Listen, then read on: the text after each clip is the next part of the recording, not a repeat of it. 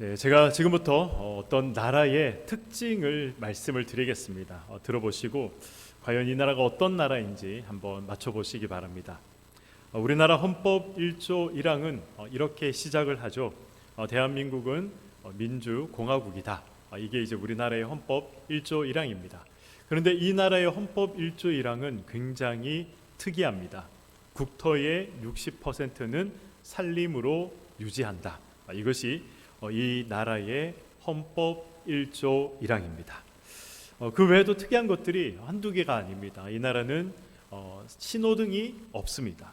그리고 이 나라는 이 농산물이 90% 이상이 유기농이고 2028년까지는 이 나라에서 재배되는 모든 농산물 100%를 유기농으로 재배하겠다, 생산하겠다, 그렇게 선언한 나라입니다. 그리고 모든 농민들이 자신의 농지를 가지고 농사를 짓고 있습니다.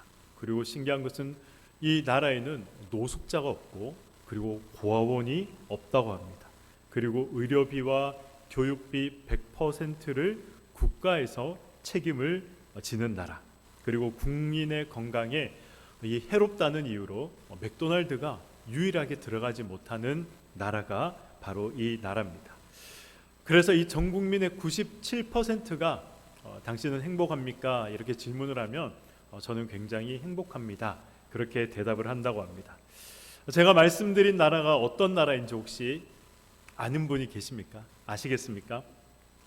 의료비와 교육비를 100% 국가에서 부담을 한다고 해서, 그리고 또 노숙자와 고아원이 없다고 해서 모든 농민들이 100% 자신의 농지를 가지고 농사를 짓는다고 해서 우리는 이렇게 생각할 수 있습니다. 상당한 복지 국가겠구나, 선진국이구나, 부유한 나라겠구나, 그렇게 생각을 할지 모르겠습니다. 그런데 이 나라의 1인당 GDP는 3,500불이 조금 넘는다고 합니다. 작년에 우리나라의 1인당 GDP, 1인당 국민소득이죠.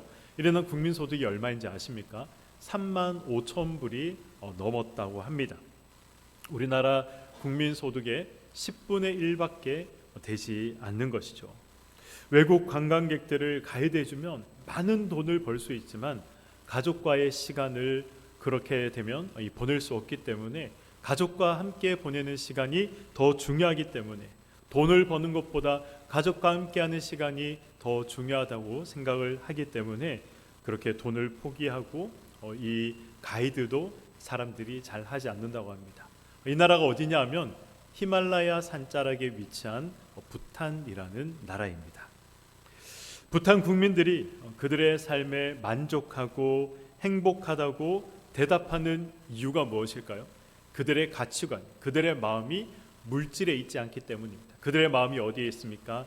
정신적인 것에 있는 것이고, 그들의 마음이 사랑하는 가족에 있는 것이고, 그들의 마음이 아름다운 그 나라에 있는 이 자연 환경에 그들의 마음이 있고 가치관이 있기 때문에 많은 돈을 벌지는 못하지만 그러나 국민의 97%가 나는 매우 행복합니다.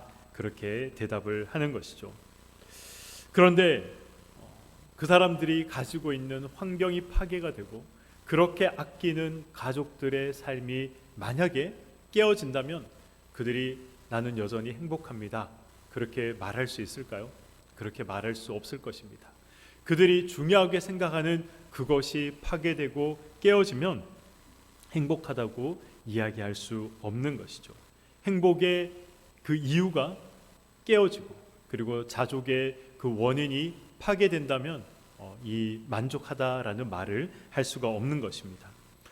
오늘 본문에서 사도 바울은 상황과 여건이 어떻게 변한다 하더라도 우리는 자족할 수 있어야 한다. 나는 자족한다. 그것을 이야기합니다. 그 일체의 비결을 사도 바울이 배웠다라고 이야기를 하죠. 사랑하는 성도 여러분, 어떻게 그것이 가능할까요? 모든 것이 빼앗기고 모든 것이 사라지지만 그러나 어떻게 우리가 그 자족을, 사도 바울이 고백했던 그 자족을 우리가 느낄 수 있고 배울 수 있을까요? 교회 다니는 사람들에게 가장 좋아하는 성경 구절이 무엇입니까? 라고 물어본다면 아마 많은 분들이 내게 능력 주시는 자 안에서 내가 모든 것을 할 수 있다라는 오늘 본문 13절의 말씀을 이야기하시는 분들이 많이 계실 것 같습니다. 그러나 그 뜻은 사실 우리가 알고 있는 뜻과는 조금 다른 차원의 뜻을 가지고 있습니다. 바울은 지금 평탄하고 평안한 가운데 이 고백을 하는 것일까요? 그렇지 않습니다. 바울은 어떤 상황 가운데 내게 능력 주시는 자 안에서 내가 모든 것을 할 수 있다라고 고백하고 있는 것일까요? 그는 현재 감옥에 있었습니다. 그리고 자신이 개척했던 빌립보 교회에 여러 가지 어려움들과 시험들과 문제거리들이 끊임없이 일어나고 있다는 그 사실을, 그 소식을 그는 전해 들었습니다. 자신이 개척했던 교회가, 개척한 교회가 아름답게 잘 성장하면 너무너무 감사하고 평안하겠지만, 그러나 온 힘을 기울여 개척한 교회가 시험에 빠지고 여러 가지 세상적인 문제들이 찾아온다면 여러 가지로 마음이 괴로울 것입니다. 당장이라도 달려가서 교회의 이 모든 문제들을 사도 바울이 해결하고 싶지만 그는 지금 그럴 상황이 못 됐습니다. 옥에 갇혀 있기 때문에 갈 수 없었던 것이죠. 아마 사도 바울의 이러한 상황은 불이 활활 타오르는 집을 단순히 지켜봐야 하는 그런 심정으로 빌립보 교회를 바라보고 있지 않을까, 그런 생각을 해보게 됩니다.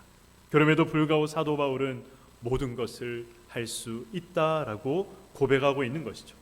믿는 구석이 있는 사람처럼, 어떤 문제라도 다 해결할 수 있을 것만 같은 그런 사람처럼 지금 사도 바울은 모든 것을 할 수 있다, 그렇게 자신 있게 고백하고 있는 것입니다. 바울이 개척한 빌립보 교회는 어떤 교회였습니까? 굉장히 가난한 교회였습니다. 교회의 큰 부자가 빌립보 교회에는 없었습니다. 당연히 재정적으로 어려울 수밖에 없었던 것이죠. 그래서 빌립보 교인들이 바울의 선교 사역을 도와주고 싶었지만, 그러나 물질로 바울의 선교를 도와주지 못했습니다.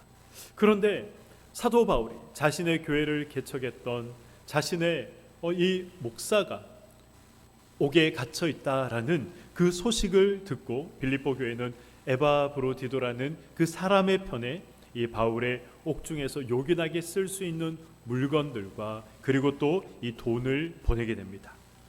빌립보 교인들이 보내준 이 돈을 받아든 바울, 이 헌금을 받아든 바울은 어떻게 이야기합니까? 10절에 내가 정말 기쁘다라고 그렇게 이야기합니다.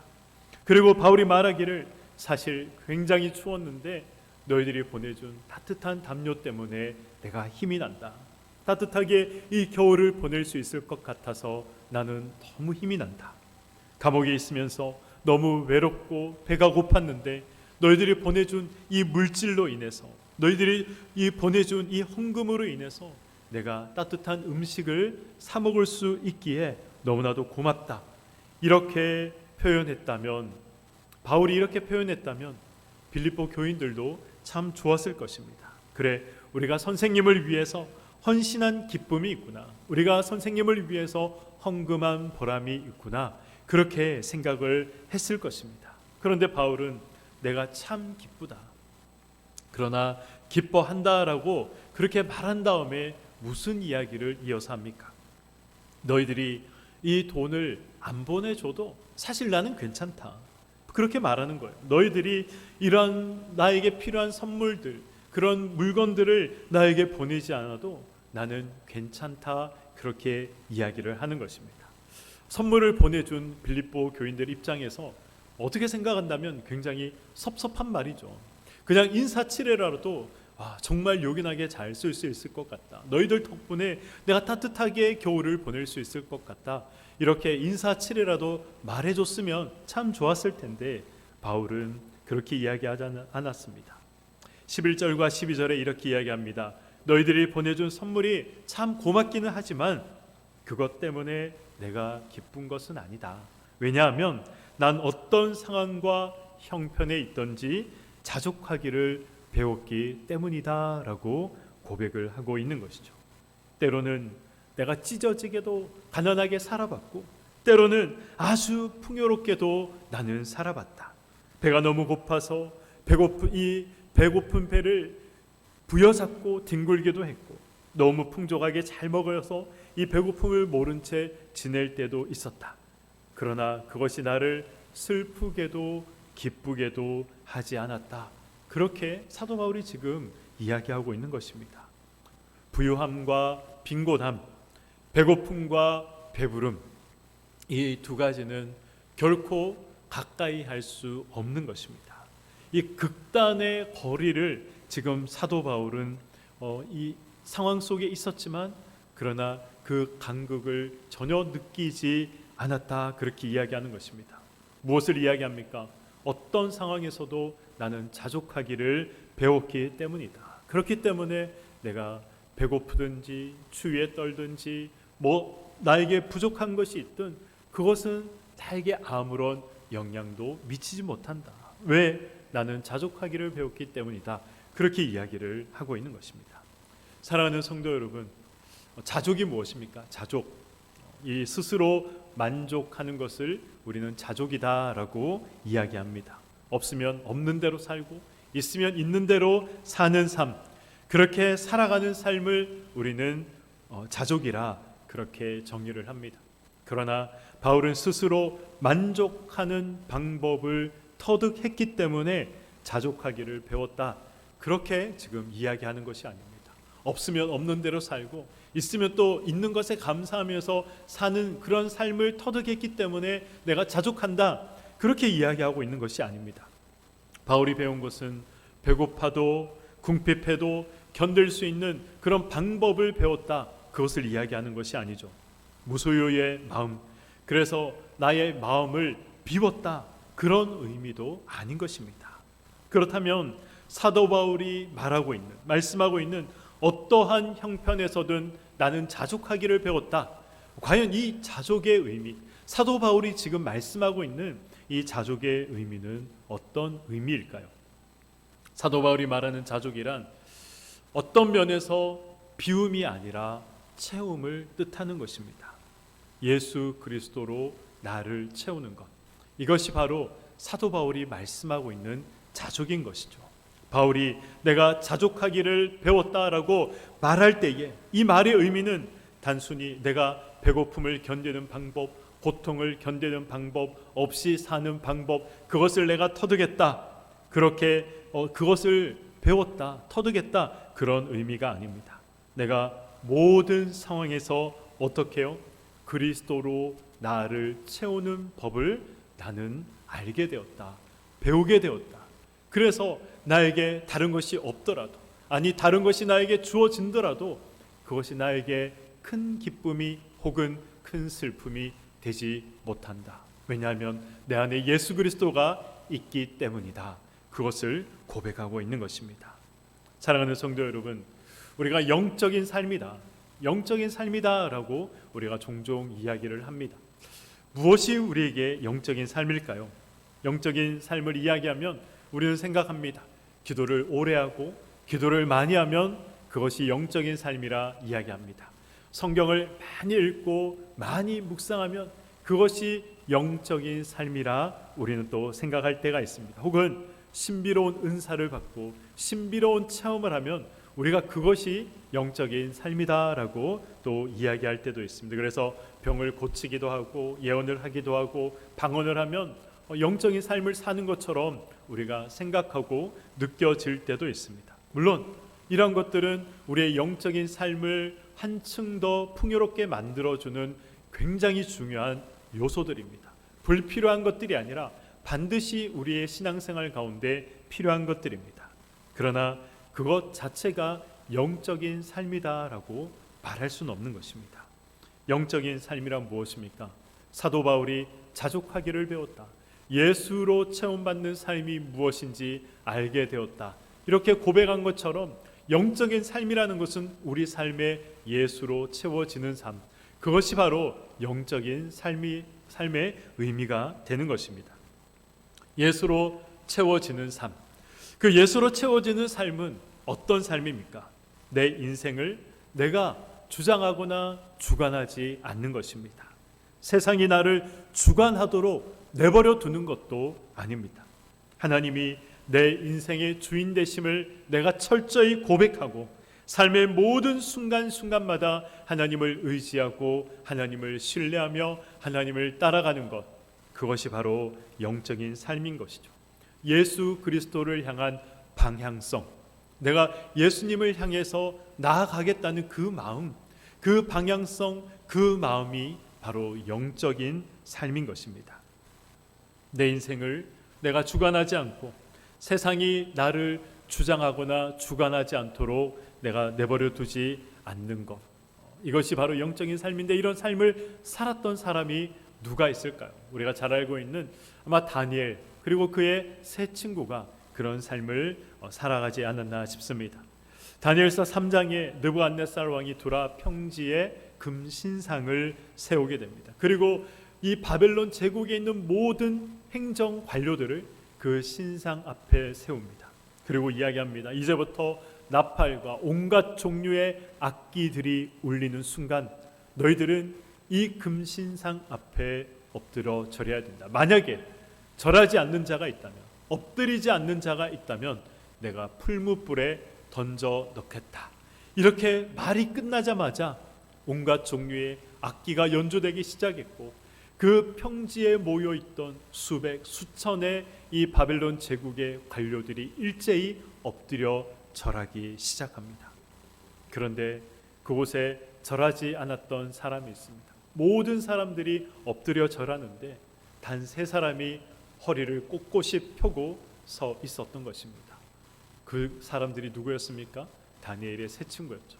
사드락과 메삭과 아벤느고라고 알고 있는 다니엘의 세 친구만이 절하지 않고 있었습니다. 이 느부갓네살 왕 눈에 당연히 너무나도 잘 띄었을 것입니다. 모두가 엎드려 절하고 있는데 세 사람만 꼿꼿이 허리를 펴고 서 있으니 눈에 띌 수밖에 없는 것이죠. 그래서 왕 앞에 그들이 잡혀갔습니다. 느부갓네살 왕이 말합니다. 내가 세운 이 신상 앞에 지금이라도 너희들이 절하면 내가 살려주겠지만 그렇지 않으면 너희들을 풀무불에 던지겠다. 그렇게 이야기합니다. 그러자 이 세 친구들이 어떻게 이야기합니까? 하나님이 하실 것입니다.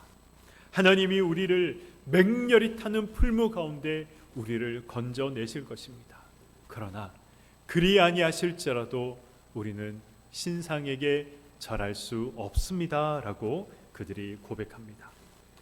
세 친구들은 그들의 인생을 왕이, 세상이 주관하지 못하도록 했던 것이죠. 세상이 자신들의 삶을 주장하지 못하도록 그들이 당당히 맞섰던 것입니다. 하나님 말씀이 나를 주관하고 주장하도록 했던 것이죠.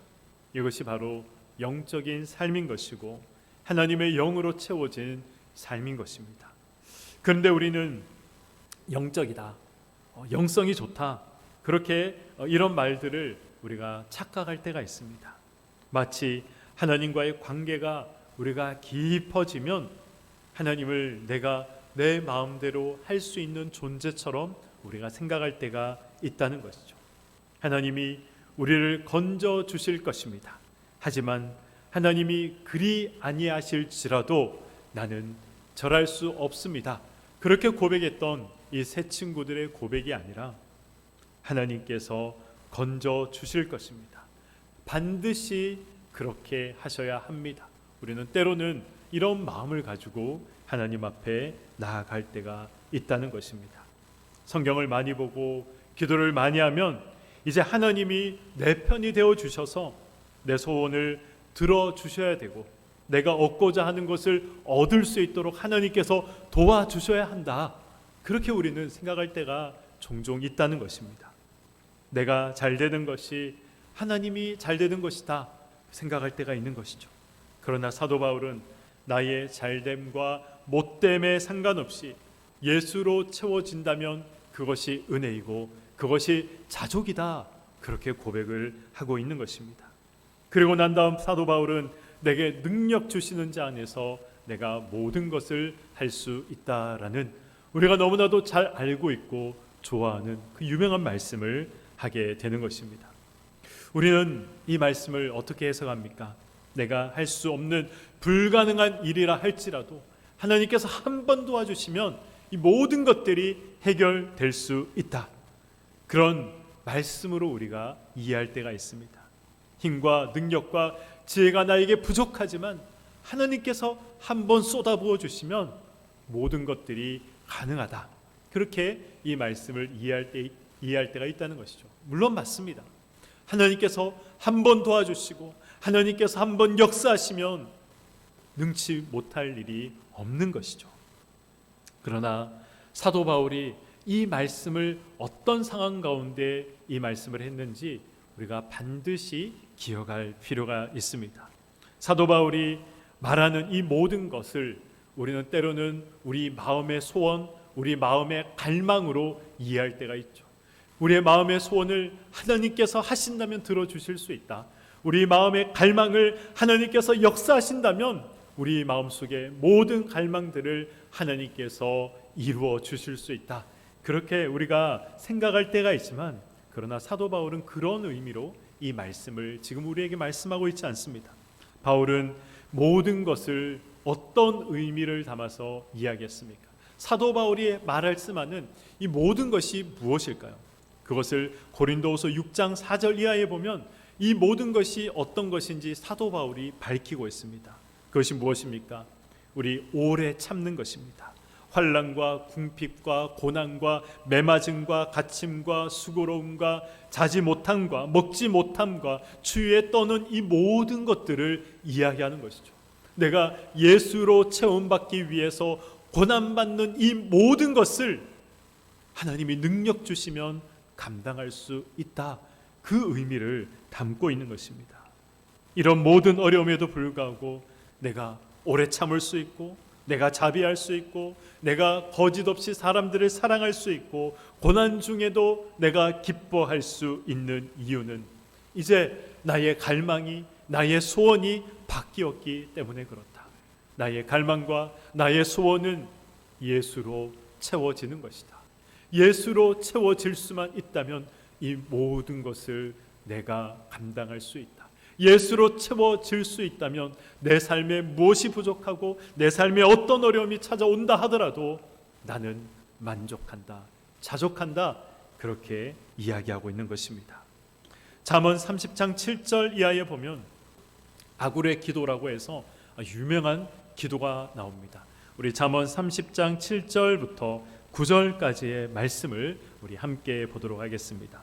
우리 화면에 나오는데요, 우리 한번 함께 7절부터 9절까지 말씀을 우리 합독하도록 하겠습니다. 시작. 내가 두 가지 일을 주께 구하였사오니 내가 죽기 전에 내게 거절하지 마시옵소서. 곧 헛된 것과 거짓말을 내게서 멀리 하옵시며 나를 가난하게도 마옵시고 부하게도 마옵시고 오직 필요한 양식으로 나를 먹이시옵소서. 혹 내가 배불러서 하나님을 모른다 여호와가 누구냐 할까 하오며 혹 내가 가난하여 도둑질하고 내 하나님의 이름을 욕되게 할까 두려워함이니이다. 아멘. 저는 이것이 우리가 해야 할, 물론 예수님께서 가르쳐 주신 기도가 있지만 그 기도 외에 또 우리가 해야 할 기도가 있다면 이 기도가 아닐까 생각합니다. 아굴이 구했던 두 가지 무엇입니까? 헛된 것과 거짓을 버리는 것입니다. 그리고 하나님의 인도하심을 통해 자족하는 것입니다. 그러나 이 기도가 쉽게 나오지 않습니다. 왜 쉽게 나오지 않습니까? 8절 하반절 말씀 때문에 그렇죠. 나로 가난하게도 마옵시고 부하게도 마옵시고 오직 필요한 양식만 달라.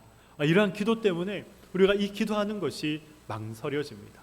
혹시 하나님께서 큰 것과 좋은 것을 나에게 주시기로 지금 예비하고 계시는데 괜히 이런 기도를 드려서 이 복을 내가 걷어차 버리는 것은 아닌가? 혹시 하나님께서 나에게 부를 주시기로 준비하고 계시는데 괜히 나로 부하게도 마옵시고 이런 기도를 해서 내가 또 이 부자가 될 복을 걷어차 버리는 것은 아닌가? 우리가 그런 마음이 들어서 우리가 이 아굴의 기도하는 것에 약간 우리가 주저할 때가 있습니다. 그러나 지금 아굴이 드리는 이 기도는 하나님, 부자도 싫습니다. 가난한 것도 싫습니다. 지금 그것을 이야기하는 것이 아닙니다. 그가 아굴이 제일 두려워하고 또 제일 싫어했던 것이 무엇입니까? 교만한 부자가 되어 하나님을 모른다 할까? 그것이 염려되었던 것이죠. 혹은 너무나도 가난해서 행여나 도둑질한 것이 들켜 하나님께 영광을 가리게 되면 어떻게 하나? 그것이 두려웠던 것입니다. 아굴이 제일 원하는 것은 무엇입니까? 하나님과 함께 하는 것이었습니다. 하나님, 부유하든 가난하든 하나님과 동행하고 싶습니다. 하나님과 함께하고 싶습니다. 그 이야기를 지금 고백하고 있는 것이죠. 그 마음을 지금 하나님 앞에 기도하고 있는 것입니다. 그렇게 하기 위해서 거짓과 허탄한 것들로부터 자유케 해달라 기도하고 있는 것입니다. 하나님, 한 분이면 충분합니다. 하나님과 날마다 동행하고 싶습니다. 하나님이 원하시는 삶을 살아가고 싶습니다. 이 마음을 아굴이 지금 노래하고 있는 것입니다. 그래서 우리가 아굴의 이 기도를 우리도 동일하게 드려야 한다는 것이죠. 부하게도 마시고 가난하게도 마시고 적당하게만 살아가게 해달라, 그런 기도가 아닙니다. 하나님께서 내 삶 가운데 함께하여 주시옵소서. 하나님과 동행하고 싶습니다. 그것을 아굴이 말하고 있는 것입니다. 내게 능력 주시는 자 안에서, 내게 능력 주시는 자 안에서, 이 말씀의 이 원어를 보면 또 놀라운 사실 하나가 있습니다. 뭐냐면 이 말의 원어의 의미를 잘 살펴보면 하나님이 능력을 주시기는 주시는데, 하나님께서 능력을 나에게 주시는데 하루치의 능력만을 주신다라는 의미가 있습니다. 한번 은혜 받았다고 해서 그 은혜가 평생 가는 게 아니죠. 하나님께서 한번 은혜를 쏟아 부어 주시면 그때 우리가 뜨겁습니다. 뜨겁게 하나님을 사랑하고 뜨겁게 기도하고 뜨겁게 찬양하고 뜨겁게 헌신하고 봉사하고 교회 생활을 열심히 합니다. 그런데 시간이 지나면 지날수록 어떻게 됩니까? 은혜가 점점 식어져 버리는 것을 우리는 다 경험을 했습니다. 한 번 받은 은혜가 평생 가지 않는 것이죠. 오늘 사도 바울이 말씀하고 있는 내게 능력 주시는 자 안에서 주실 그 능력은 영원한 능력이 아니라 하루치의 은혜이고 하루치의 능력인 것입니다. 매일매일 하나님이 능력을 주셔야 살아갈 수 있습니다. 매일매일 하나님이 능력을 주셔야 내가 이 모든 것들을 감당할 수 있습니다. 매일매일 능력을 주셔야 내가 오늘 이 하루도 자주 갈 수 있습니다. 예수로 체험받을 수 있습니다. 이것을 고백하고 있는 것입니다. 마치 이스라엘 백성들이 광야 40년 기간 동안 매일매일 광야에 나가 만나를 주어왔던 것처럼, 그리고 그것으로 양식을 삼았던 것처럼 하나님께서 주시는 능력은 영원한 능력이 아니라 오늘 하루를 살아갈 수 있는 그 능력을 의미한다는 것입니다. 왜 하나님께서는 우리에게 하루치의 능력만 주실까요? 매일매일 나를 찾으라고, 하나님을 찾으라고. 매일매일 하나님 없이는 나는 제대로 된 삶을 살 수 없습니다. 하나님 없이 나는 오늘 이 하루도 살 수 없습니다. 우리에게 이 고백을 하나님께서 요구하고 계신 것입니다. 말씀을 맺도록 하겠습니다. 자족은 내 소원으로 나를 채우는 것이 아닙니다. 예수 그리스도로 나를 채우는 것입니다. 바울 사도는 지금 이 사실을 우리에게 증거하고 있는 것이고 우리에게 권면하고 있는 것입니다. 그런데 문제가 있습니다. 어떤 문제입니까? 이것이 어렵다는 것입니다. 자꾸 보이죠. 무엇이 보입니까? 나보다 좋은 집에 살고 있는 사람이 보입니다. 나보다 좋은 차를 타고 있는 사람이 보입니다. 나보다 좋은 직장을 다니고 있는 사람이 보입니다. 나의 자녀들보다 더 잘된 자녀들이 있는 그 가정이 우리들을 눈에 보입니다. 그래서 우리는 열등감 때문에 고난받고 고통받고 또 하나님 앞에 불평하고 후회할 때가 있습니다. 하나님을 안 믿는 것은 아닌데 그래도 그런 것들이 눈에 들어와서 상대적인 박탈감과 열등감으로 우리가 괴로울 때가 있다는 것입니다. 마음속에 갈등이 찾아올 때가 있다는 것입니다. 그러나 그때에도 하나님을 의지하시기 바랍니다. 하나님께서 나를 채워주시기를 더욱더 갈망하시길 소망합니다. 하나님을 의지하고 하나님을 붙드는 자를 하나님께서 반드시 기억하시고 모든 어려움과 아픔을 이길 수 있는 능력을 더하여 주실 것입니다. 예수로 인하여 그 어떤 것도 부럽거나 그 어떤 것도 두렵지 않은 그런 자족을 우리에게 주실 것입니다. 사랑하는 우리 교회 성도님들의 생각과 마음과 삶이 예수 그리스도로 가득 채워져서 사도 바울이 깨달았던 그 일체의 비결, 자족할 수 있는 그 일체의 비결을 저도 여러분도 깨닫고 누리는 귀한 복된 삶을 살아가시길 주님의 이름으로 간절히 축원드립니다. 아멘. 제가 기도하고 우리 주님 가르쳐 주신 기도 하도록 하겠습니다. 하나님 감사합니다. 하나님께서 오늘 사도 바울의 말씀을 통하여 자족이 무엇인지 다시 한번 기억하며 사도 바울이 깨닫고 알게 되었던 그 자족을 우리도 체험하기를 소망합니다. 나의 소원을 이루는 것이 자족이 아니고 나의 기도가 응답되는 것이 자족이 아니고 남부럽게 잘 사는 것이 자족이 아니라 예수 그리스도로 나의 생각이 채워지고 예수 그리스도로 나의 마음이 채워지며 예수 그리스도로 나의 삶이 채워지는 것, 이것이 사도 바울이 배우고 깨달은 일체의 자족의 비결임을 저희들이 기억하오니 하나님으로 채워지게 하시고 예수로 채워지게 하시고 성령으로 충만한 우리 교회가 될 수 있도록 주님께서 역사하여 주시옵소서. 남아있는 3일 동안도 이 은혜로 살아가게 하시고 예수로 가득 채워져 돌아오는 주일 예배의 자리에 나와 주님을 뜨겁게 예배하며 찬양할 수 있도록 주님께서 역사하여 주시옵소서. 주님이 우리의 기도를 들으시고 응답하여 주실 것을 믿사오며 이 모든 말씀 우리 주 예수 그리스도의 이름으로 기도드리옵나이다. 아멘.